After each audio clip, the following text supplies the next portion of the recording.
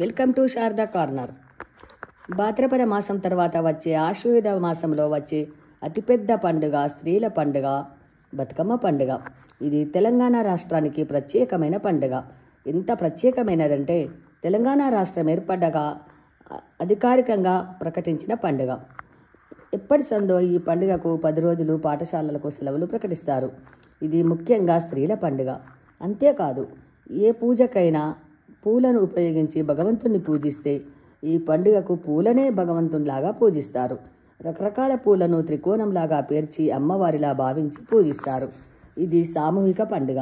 స్త్రీలందరూ నూతన బట్టలు కట్టుకొని నగలు ధరించి రంగురంగుల పూలతో బతుకమ్మను పేర్చి అందరూ ఒక చేట చేరి పాటలు పాడుతూ ఆటలు ఆడుతూ 9 రోజులు బతుకమ్మ ఉయ్యాలో అనుకుంటూ 10వ రోజు వాటిని నీటి ప్రవాహంలో నిమజ్జనం చేస్తారు. ఇది తెలంగాణలో 1000 సంవత్సరాలుగా ప్రజలు బతుకమ్మను ఒక తమ ఇంటి దేవతగా పూజిస్తున్నారు. తెలంగాణ సంస్కృతి సంప్రదాయాలకు ప్రతీక ఈ పండుగ. దీనికి ఉదాహరణగా ఎన్నో కథలు ప్రాచుర్యంలో ఉన్నప్పటికీ ఒక ముఖ్యమైన దానిని చెప్పుకుందాం. పూర్వము నవాబులు భూస్వాముల వ్యవస్థలో నలిగిపోతున్న తెలంగాణ గ్రామీణ సమాజంలో మహిళల బతుకులు దుర్భరంగా ఉండేవి. వారి అకృత్యాలకు తట్టుకోలేక ఎంతోమంది మహిళలు ఆత్మహత్యలు చేసుకునేవారు. అలాంటి వారిని తలుచుకొని తోటి మహిళలు విచారించి వారికి ప్రత్యేకగా పూలను పేర్చి బతుకవమ్మ లేదా బతుకమ్మ అని దీవిస్తూ పాటలు పాడేవారు. బతుకమ్మ ఉయ్యాలో అన్న పాటలోని మర్మం ఇదే.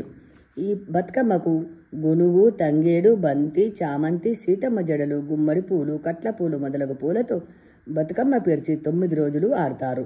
సాయంత్రం పూట నీటి ప్రవాహంలో వదిలి నైవేద్యాలు సమర్పించి అందరూ కలిసి తిని ఇంటికి వెళ్ళిపోతారు. బతుకమ్మ పాటలలో కష్టసుఖాలు, స్నేహము, ప్రేమ, బంధుత్వం, ఆప్యాయత, ఆనందాలు, అనురాగాలు, భక్తి, భయము, ఆడపిల్ల అత్తవారింట్లో ఎలా ఉండాలి అన్న అంశాలు మేళవించి ఉంటాయి. రేపటి నుండి మరి రోజుకొక బతుకమ్మ పాట మనము నేర్చుకుందాం. మరి వీడియో నచ్చిందా? నచ్చితే ఏం చేయాలి? లైక్ కొట్టాలి, సబ్స్క్రైబ్ చేయాలి, షేర్ చేయాలి. మీకు తెలుసు అనుకోండి, అయినా ఒకసారి గుర్తు చేయడం నా బాధ్యత. మరి